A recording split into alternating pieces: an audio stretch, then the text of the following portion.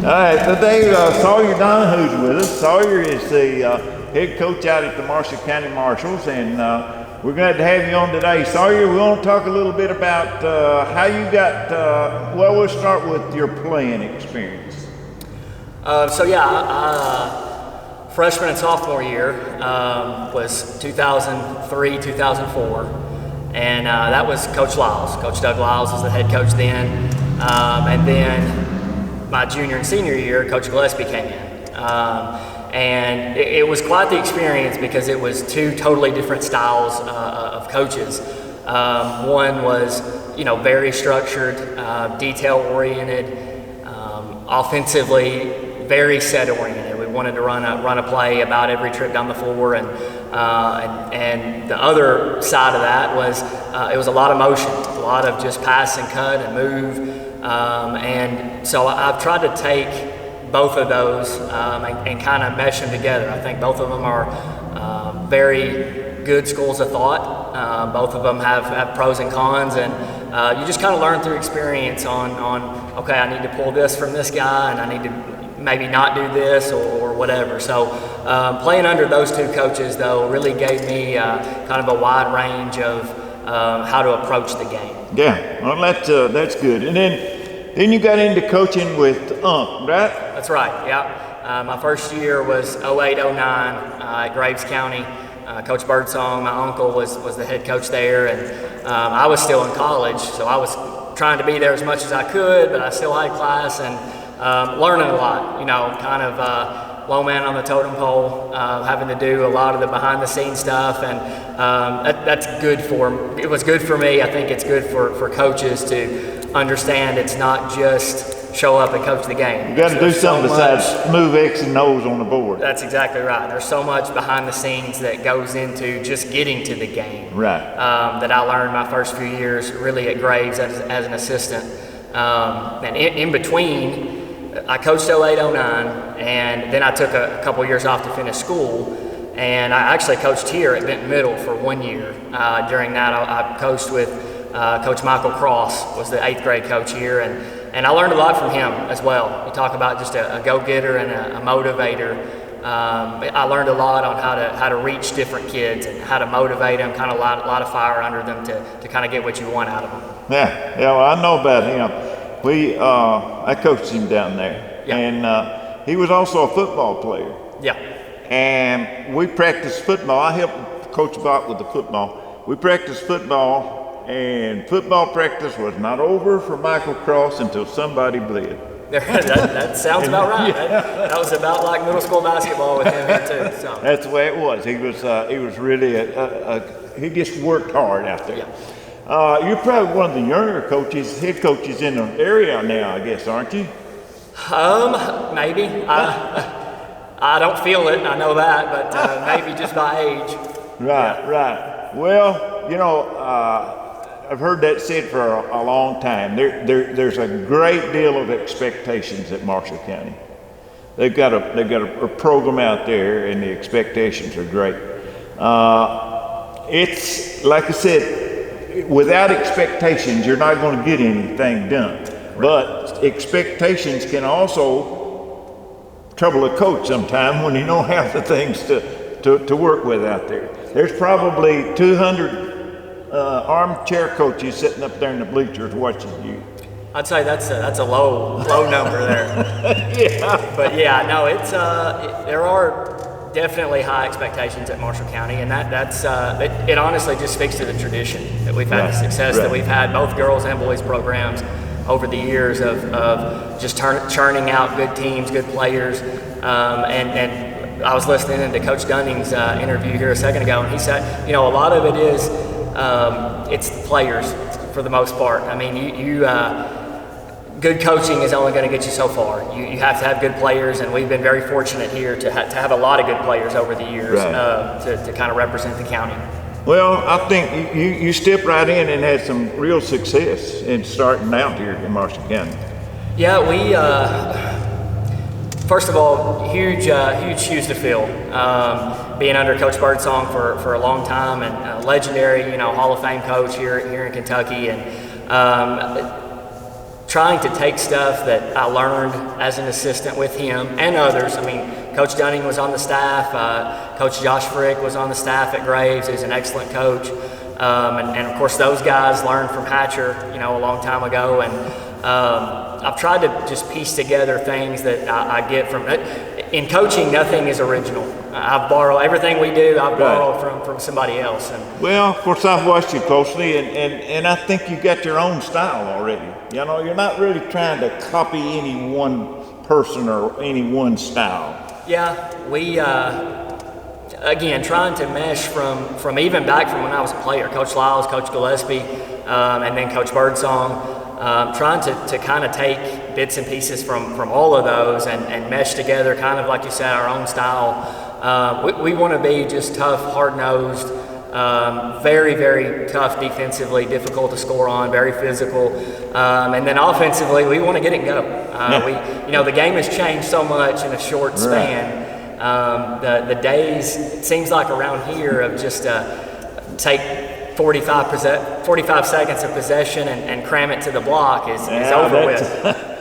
There's some people were worried about that when you took over. Are we going to have Hatcher ball here, or are we going to, get up and down the floor and score some points and so forth? And of course, in the game, it's not always defense that creates the 40s. It's how long you hold it on offense sometimes. Is a pattern out there. But you're a good defensive coach. I think your teams has played really hard-nosed defense. I've watched them. Well, I appreciate that, and that's something we take pride in. We tell all our guys, we had practice a second ago, and I told the younger guy, our incoming freshman, we value the defensive side of the ball so much. If you can't guard, we can't play it. We can figure out offense, X's and O's, and what we want to do with who we've got, but we got to have 5 guys that are willing to guard first. Right. That's where it's going to start for us. And you have to put some demands on them to begin with. Defense is something that a lot of guys, scoring gets your name in the paper, your picture in the paper, and this and that. But I believe defense, tough team defense is what's going to win you games and championships. And like I said, that's where it starts for us. Yeah, that's really good. I know you're going to be coaching someone that's going to be probably a pretty prominent basketball player in the future out there. How's that going to work out for you? You have a real team effort going right now. You think that will affect that in any way? Well, I think we have to keep the team concept. I think when other teams can focus on just one guy, you're a lot easier to defeat than if they're having to worry about everybody. And that's kind of where we're at right now. Is Matthew Lange's an incredible player, incredible prospect. We're still trying to push and challenge him because he still has growth that he's got to do. But we're trying to find out, who's going to fit in around him. And with a player like him, he's going to get double teamed, maybe triple teamed. And so we've got to find guys. We're looking for guys that I can hit an open shot more often than I'm going to miss it. Sometimes challenging your star players is difficult, but I'm a firm believer that that's what the other guys feed off of. If we don't expect Matthew to do something, how can we expect, our youngest freshman in the program to do it? And so we hold him to the same standard as everybody else. And that's worked out good for you. I think this year was a record-setting year at Marshall County. It was incredible ride. I think we started 23-0 maybe before we got beat, and I've said this before, but I remember in November, me and Coach Morris were in the coach's office, and we had both kind of determined if we get to Christmas with less than 3 or 4 losses, we're probably in good shape. Little did we know it was going to extend to the end of January, but it was just an incredible group of guys, a selfless group that just wanted to win. That group, having coached them for 2 or 3 years, they didn't care who got 20 points.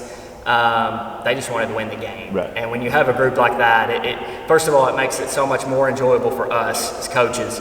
But it makes you so much better as a group, so much harder to beat. Well, you got a good young staff out there too. Oh, I have an excellent staff. You couldn't change my mind. I have the best staff in the region. I really believe that. You know, Coach Carey, Coach Nelson, Coach Lange, Coach Nimmo, they all played at Marshall. And then Coach Morris from Polk County, Illinois, he's been with me and Coach Birdsong since our Callaway days. And he is a basketball junkie. I mean, if basketball is on, I don't care if it's Japanese basketball at 4 in the morning, he's going to be watching it somewhere. Yeah. So I really do. I have a lot of fun with those guys, and they are great, not only for our program, but for the kids. They're all a lot more outgoing than I am, and they build those relationships just a lot more with our kids, and you know, lifelong relationships. That's really key. Absolutely. To get that relationship out there. Well, we're glad that we could do this, Sawyer. There's been so many good players and good coaches in Western Kentucky that, you know, the Lexington, Louisville area has got the big market, and they get to most of the ink up there. But we want to let people know that Western Kentucky, this is Crittenden County all the way to Fulton County. We've had some really good players. We've had some really good coaches in the past, and we're trying to bring that out in our interviews out here. So we really thank you for coming by and sharing this with you today. Have you had any unusual experiences happen in your short career there? Quite a few, I guess.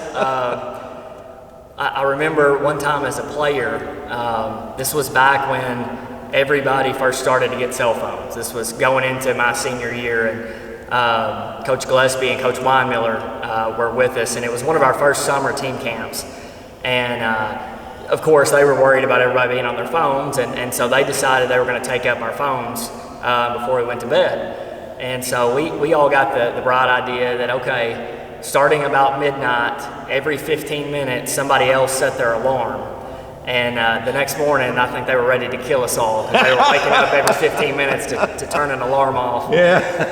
And I think we ran a little bit for that, if I remember correctly. But another good one that comes to mind, talking about our staff, is last summer we were up at Lexington Catholic, and Coach Carey had brought a polo to wear. And I forget maybe he was jumping in the shower, but he asked Coach Nelson if he would iron it for him real quick. And the rest of us knew that was a mistake right off the bat. I think Coach Carey knew it was a mistake right off the bat, but when Coach Carey got out of the bathroom, Coach Nelson had started to iron his shirt, and from about here down, he had completely torn the whole polo apart because it was too hot. He, didn't think about that, and luckily he had a backup polo, or he would have been wearing something that showed his stomach all day. But those two just come to mind as far as kind of weird stories. There's a lot of experiences like that come to mind, and you'll have a lot of them down in the future. And again, we thank you for coming by and sharing this with us today, and wish you good luck this coming year. Well, thank you very much. I appreciate it. All right. Hey, this is